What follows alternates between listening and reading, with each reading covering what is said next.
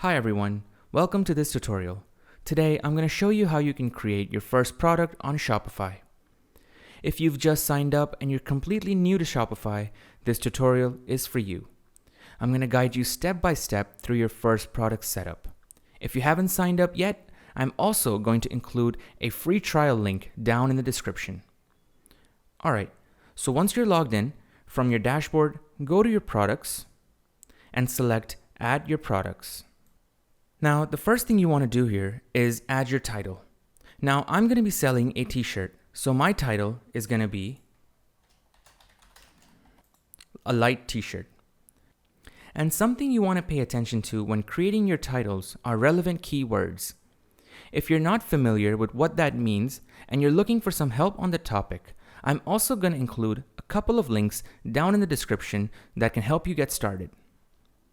Next up, we're going to come up with a description. Now, the style you choose here will completely depend on what you're selling, of course. But here are some things you should definitely keep in mind. First, what materials are used in your product? What's included when you purchase this item?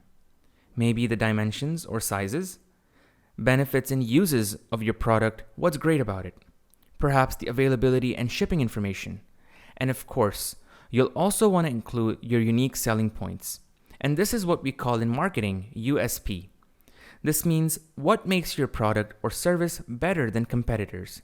So make sure to think about that and include it in your description. Also, make sure to include your brand voice in there. See that it aligns with the character and style of your brand. And also remember to consider any relevant information customers might be wondering in general before buying.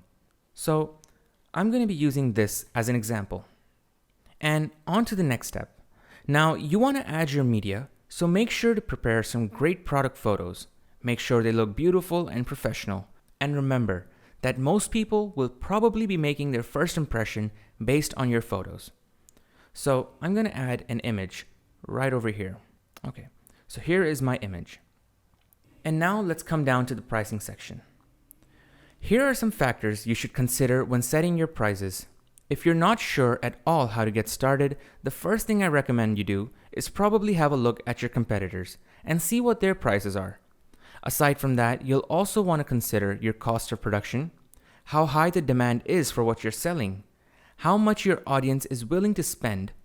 Think of how much value you're going to be bringing with your product, and more importantly, even consider how your customers are going to be valuing your product in the long run. You'll possibly also want to create discounts, so don't forget to calculate that possibility in your pricing.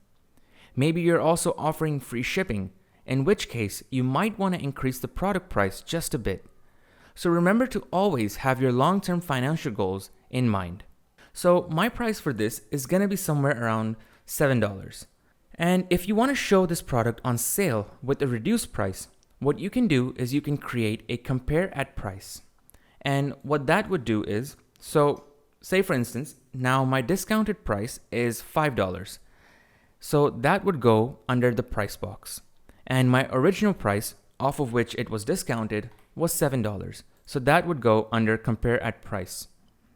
But since I'm not doing any discounts for this example, I'm just going to keep the price at $7.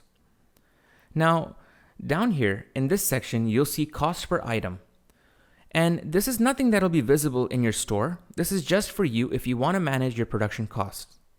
So let's say that it took you $3 to acquire this item. Then you would type that $3 over here. And what it would do is that it would calculate your profit and your margins in the back end. And then we come to the inventory settings. This track quantity feature right here allows you to keep track of the number of items you have in stock for each product. This can help you manage your business more efficiently and also provide a better shopping experience for your customers. By tracking the quantity of products you have in stock, you can also ensure that you always have accurate information about your inventory levels and avoid overselling. So when you do enable track quantity option right over here, Shopify will automatically decrease the stock count for that product each time an order is placed for it. So if you want to use this feature, you can set the initial stock quantity right here. And let's say that I have 25 pieces in stock.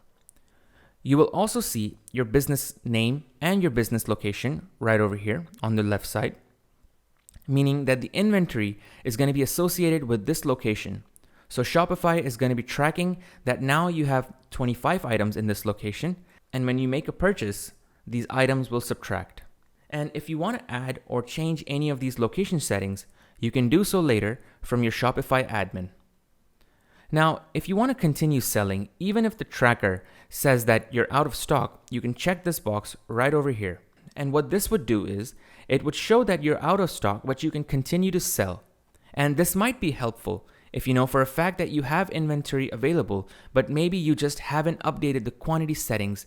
Next up, if you've got a stock keeping unit or SKU or a barcode, you can check this box to make sure that everything is lined up, and you can add all of your information in these boxes that appear. Now we come to the shipping. So if you have a physical product, you can set the weight of it right over here, and you can also change the measurement units into pounds, ounces, kilograms, or grams. So for my case, I'll do it, let's say in ounces, and a t-shirt weighs somewhere between 3 to 7 ounces. So let's just keep this at 5 ounces. And you can also include information of customs for international shipping. So if you want to do that, you can click this box right over here and it'll ask for all of this information as per international shipping protocols and procedures. Now, if you're selling a digital product or service, you can click this option right over here, and the shipping information will not be relevant. Now, coming to the final steps, here we got the variant options.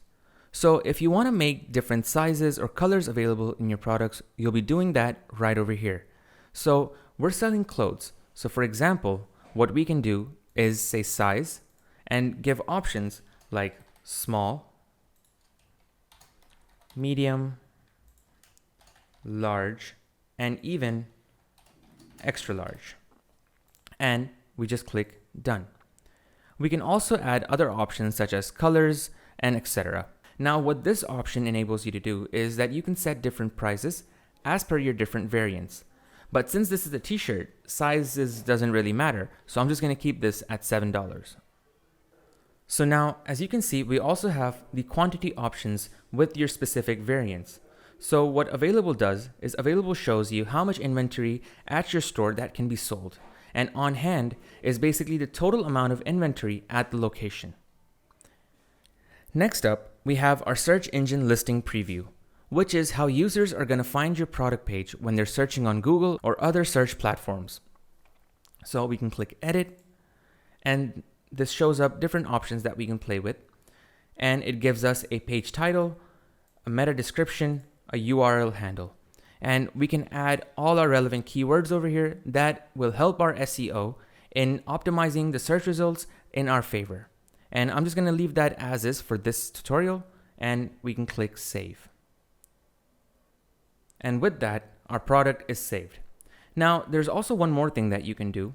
If you want to add different pictures with your variants, you can do that over here.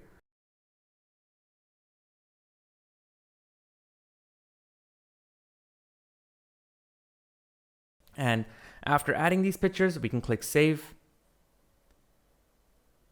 and we're good to go.